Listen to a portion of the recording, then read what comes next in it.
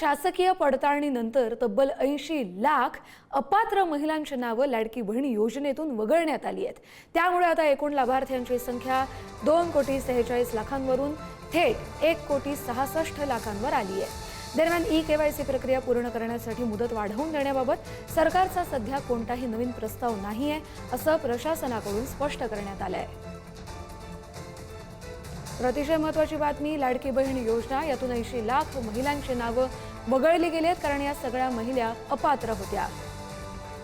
या संदर्भात अधिकचे अपडेट घेऊया आपल्या प्रतिनिधी शिल्पा नरोडे यांच्याकडून। शिल्पा, नेमकी कारण काय आहेत? इतक्या 80 लाख हा मोठा आकडा आहे आणि या सगळ्या महिला अपात्र ठरल्यात। फक्त केवायसीचं कारण आहे की इतर देखील कारण आहेत?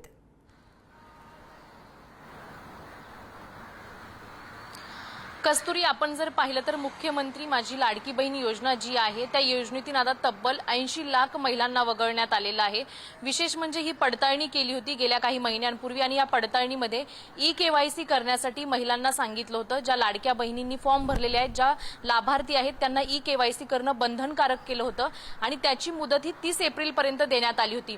30 एप्रिल हा शेवटचा दिवस होता, मात्र या 30 एप्रिलपर्यंत ज्या महिलांनी ई-केवायसी केलेली आहे त्यातून आता 80 लाख महिला वगळण्यात आलेल्या आहे। त्याचे एकमेव कारण म्हणजे अपुरा कागद आहेत ती अपुरा पुरवठा असेल किंवा विशेष म्हणजे त्यांचा फॉर्म भरताना ज्या काही अडीअडचणी आलेल्या आहेत किंवा ज्या काही ई-केवायसी दरम्यान अडथळा आला त्यामध्ये ह्या 80 लाख महिला आहेत आणि ह्या 80 लाख लाडक्या बहिणी ज्या आहेत त्यांना आता थेट वगळण्यात आलेलं आहे। मात्र आता इथून पुढे ही मुदत वाढून दिली जाईल का अशी चर्चा रंगली होती।